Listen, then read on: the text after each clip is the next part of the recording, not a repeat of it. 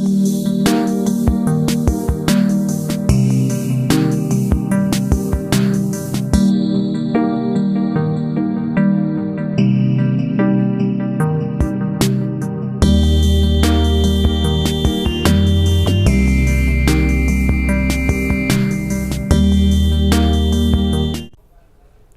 have been discussing thin film dynamics, and in the context of that we have seen what are the simplified governing equations in a non-dimensional form, and we have started looking into simplified boundary conditions. First the kinematic boundary condition we have seen in a non-dimensional form, and next the logical extension will be to look into the tangential force balance and normal force balance in a non-dimensional form. So, tangential force balance,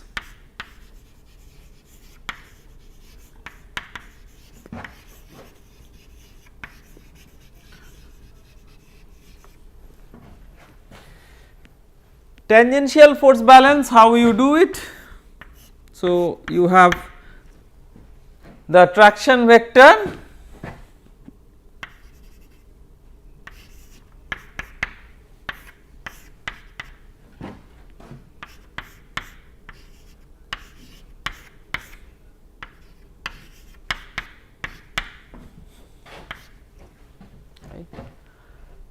So, this you have to keep in mind that these are dimensional parameters to begin with, and we will convert this into non-dimensional expressions. So, now we will write an expression for the S vector. So, we have already written an expression for the n vector, or even if we have not written it, we will write it. We have written it implicitly, because if you recall that we have constructed a function f is equal to y minus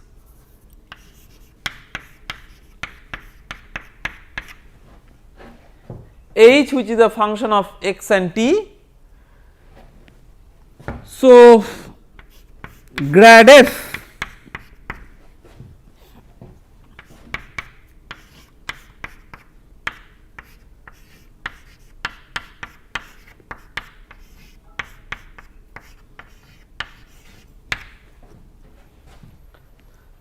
this grad f, why it is calculated in the context of S and n? It is calculated in the context of n because grad f, by definition, gradient of a function is a vector which is normal to the graphical representation of the function. So, if f is a function, then its gradient is a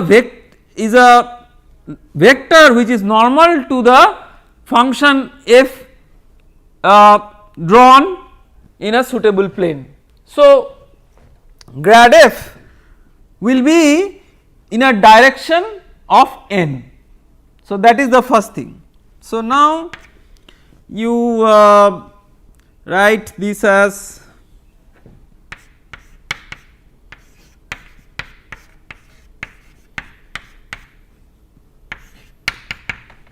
this one, and we can write this in terms of the corresponding dimensional parameters.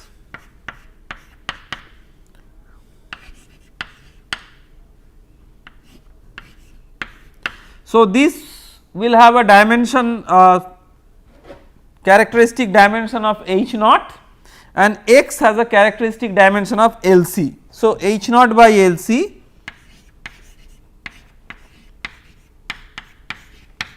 so this means epsilon h naught by LC is epsilon. So, minus epsilon del h del x I plus j. Okay. So, if that be the case,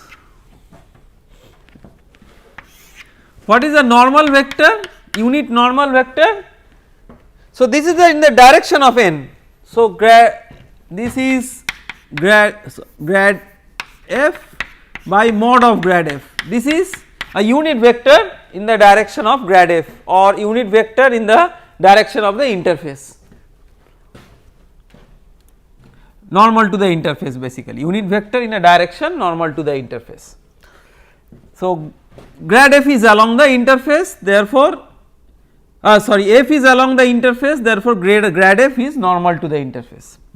So, this will be now if you see, so in the denominator there will be epsilon square this square plus 1.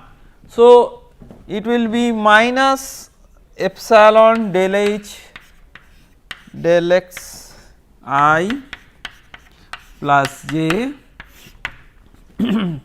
divided by square root of epsilon square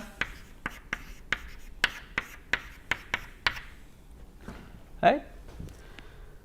So, clearly the leading order term is 1, right, this is leading order term as compared to this. So, this is as good as in the leading order. So, we are writing everything in the leading order. So, this is as good as minus epsilon del h del x I plus j. So, if this is n, what is s? So, let us say that the curve is such that this is s, this is the tangent to the curve and this is n.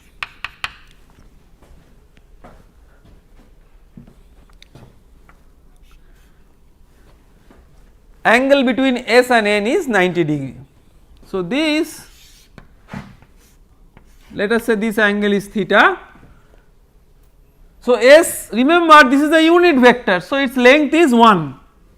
So, s you can write cos theta I cap, this is x and this is y, plus sin theta j cap, resolving this one vector unit vector in along x and y. If that be the case n, so this angle is what? This angle is 90 degree minus theta. So, n is minus cos 90 minus theta, that is minus sin theta I plus cos theta j, right. Therefore, n is minus sin theta I, so this is sin theta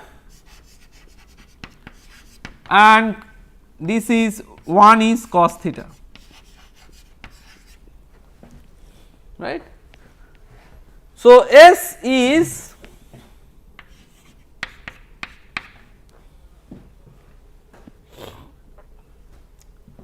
cos theta I, that is I plus sin theta j plus epsilon del h del x j, okay.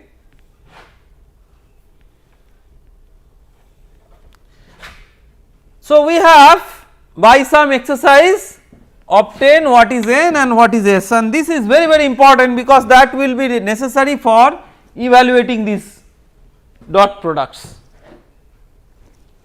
So, our next endeavor will be to evaluate those dot products.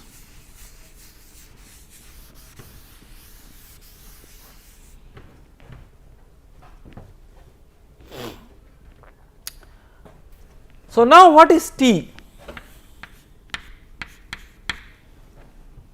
Remember that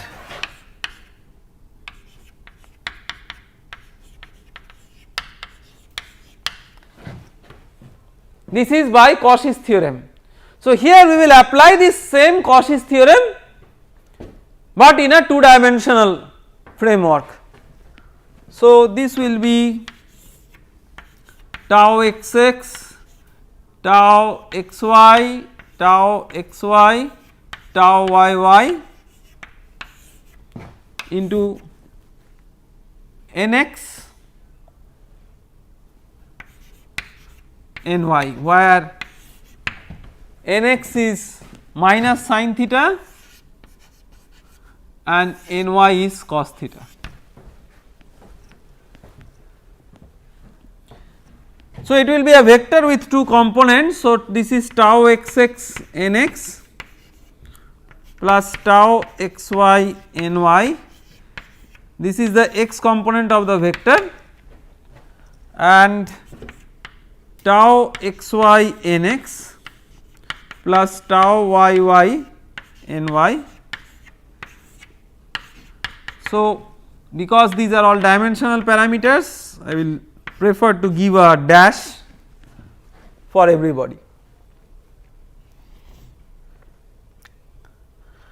Now, tau xx, all these things, let us look into these terms. I mean, before just blindly writing the terms, we can clearly assess which one is greater as compared to what. So, tau xx 2 mu, this one, tau xy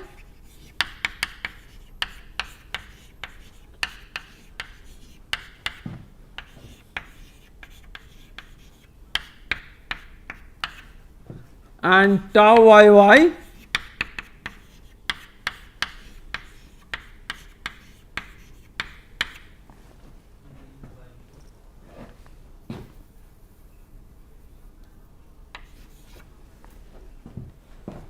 okay.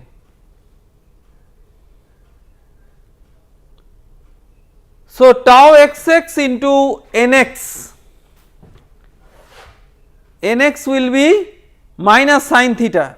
So, epsilon del h del x, right, nx is minus sin theta. So, minus epsilon del h del x, right.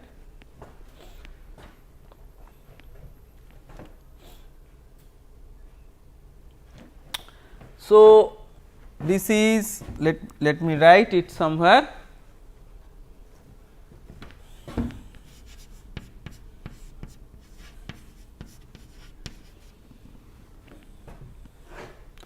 And ny is 1, right.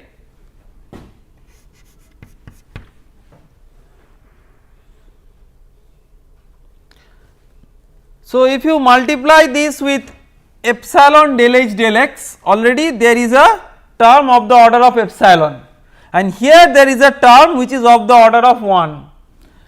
Now, you cannot conclude anything from this, because first you have to transfer these to non-dimensional terms and see what is the order itself of this term. So, that we will do now. So, 2 mu UC by LC, this is mu UC by H naught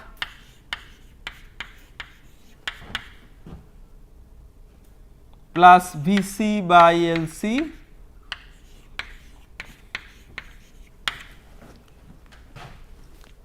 and this is mu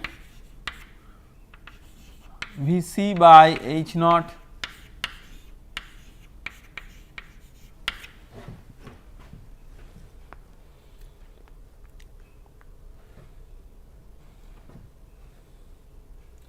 So, clearly all these terms will have a coefficient which is of the form of some velocity by some length, because we already do not know which is what. We definitely know that Vc is of the order of epsilon uc, that much we know.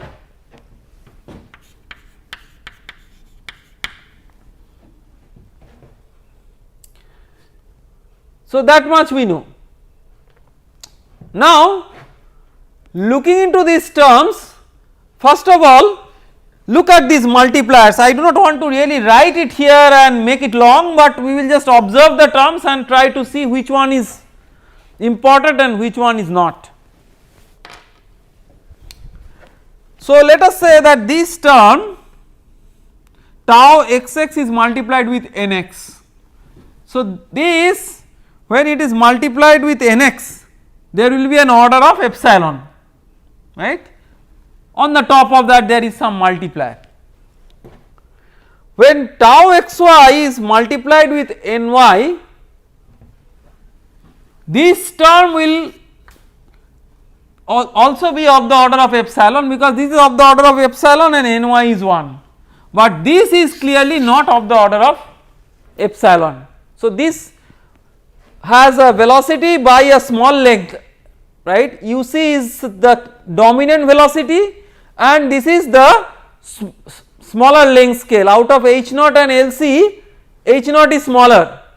So, uc by h naught will clearly dominate epsilon uc by LC, right, because uc by h naught will be greater than uc by LC and epsilon is will make this term further less, right. So, this term will clearly dominate, and in terms of tau xy, so tau xy nx, again when you multiply with nx, you see that there is nx already has epsilon. So, this term whatever it is multiplied with epsilon, it will become of the order of epsilon. So, that will be less than as compared to this term in this box, and tau yy ny. So, tau yy ny is so tau yy you can see clearly you have a epsilon order. So, out of these 1 2 3 4, except for this term, others will have of the order of epsilon or epsilon square, right. This will be therefore the leading order term. So, this will be in the leading order. I am writing again, it is in the leading order. So, this term, this dominating term in tau xy, so this is mu uc by h naught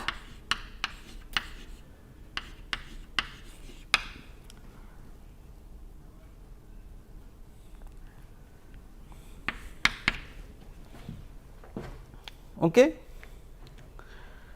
Now, we have to make a dot of this with s. So, when you make a dot of this with s, I dot I will become 1 and j does not feature. So,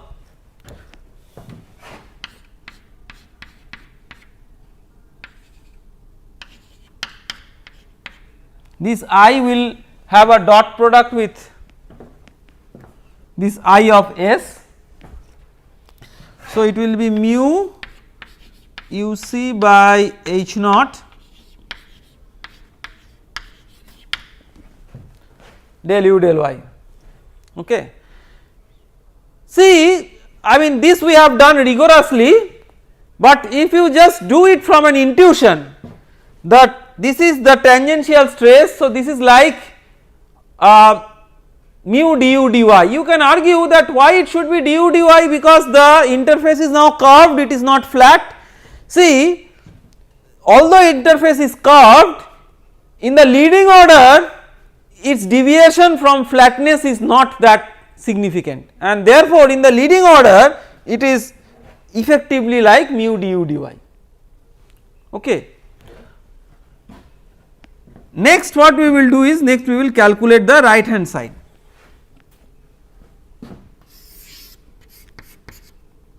So, this surface gradient operator grad s, so what is that? So, this is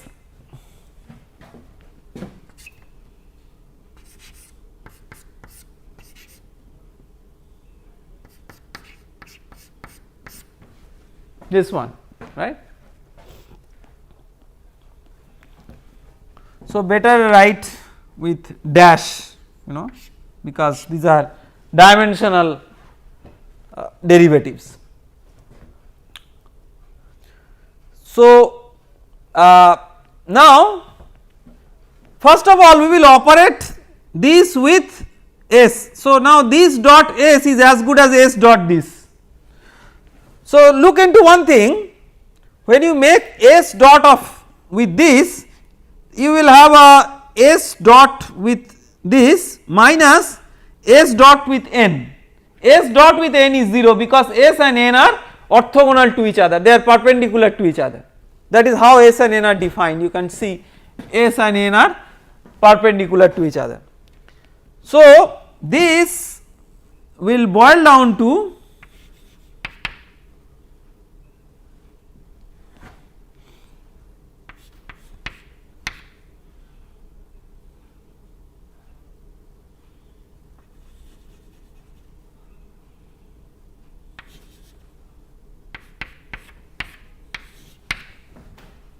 right. It should be written like S dot grad operator. Yes, yes, S dot grad.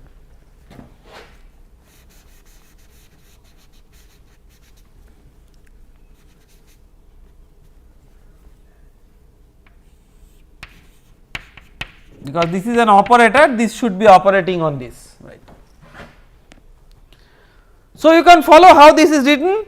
Out of this we are only having this term retained because this n dot with S, this n dot with S will actually be 0. So, this will be eventually S dot with this one. So, now we have to calculate. So, let me erase the upper part of the board to free some space.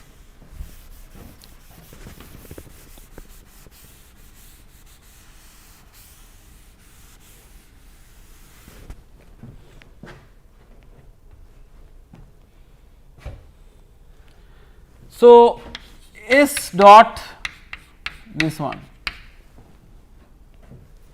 So, S is I plus epsilon del H del x j, that is what is written in the right side of the board. You can see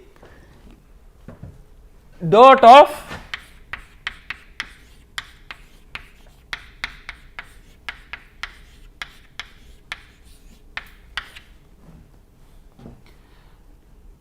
and sigma dash you can write as sigma into sigma 0, where sigma 0 is the reference surface tension coefficient. So, that makes sigma a non-dimensional surface tension. So, this is a dimensional reference surface tension parameter and therefore, this is a non-dimensional surface tension. So, this in this way we are transforming a dimensional surface tension to a non-dimensional surface tension sigma via a reference sigma naught. So, this sigma naught. So, you have del x prime plus del y prime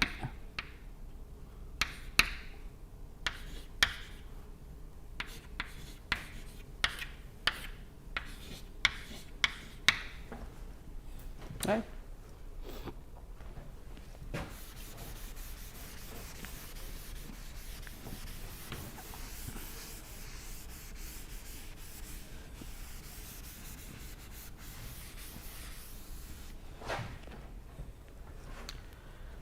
Now, x prime is equal to x into LC. So, this you can write as 1 by LC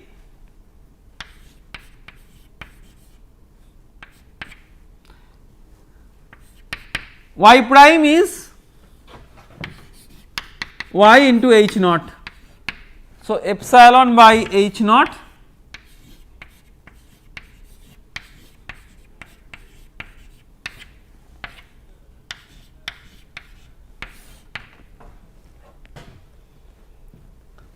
So, epsilon by h naught is 1 by LC. So, you can take 1 by LC as common.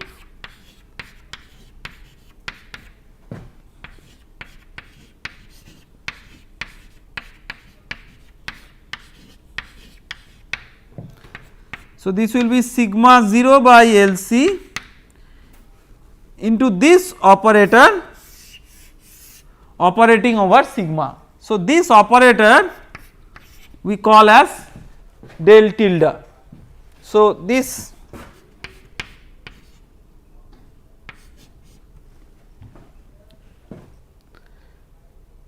del tilde is defined as del x plus del y into del h del x. Okay. So, this now we can write this expression as mu uc by h naught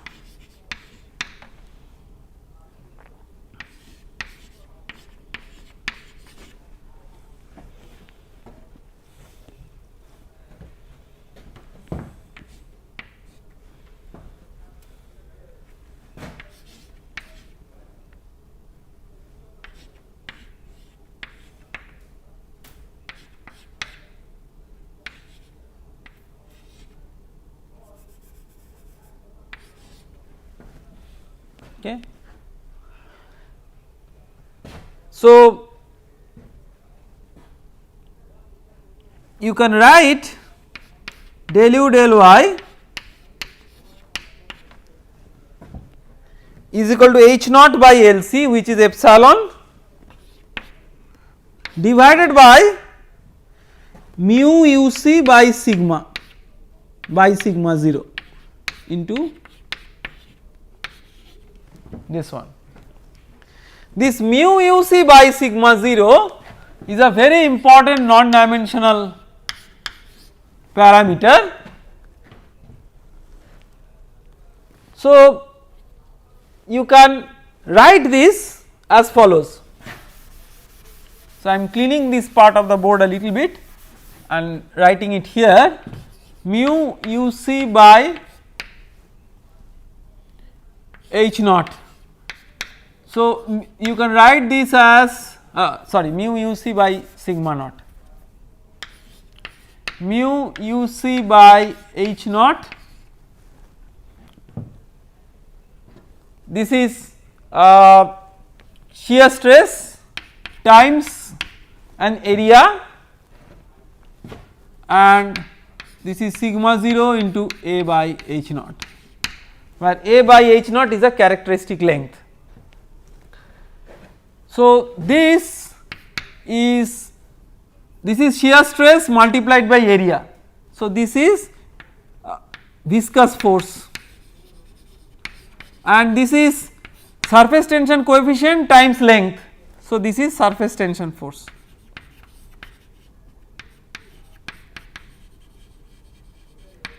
So, this is called as capillary number.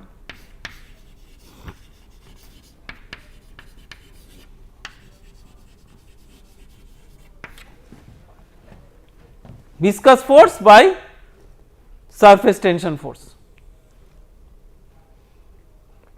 Okay. So, you come up with the final non-dimensional form of the boundary condition.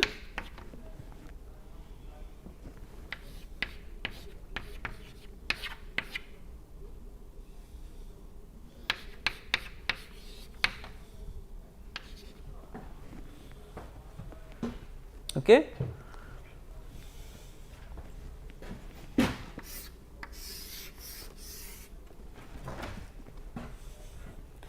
So, this is regarding the tangential force balance.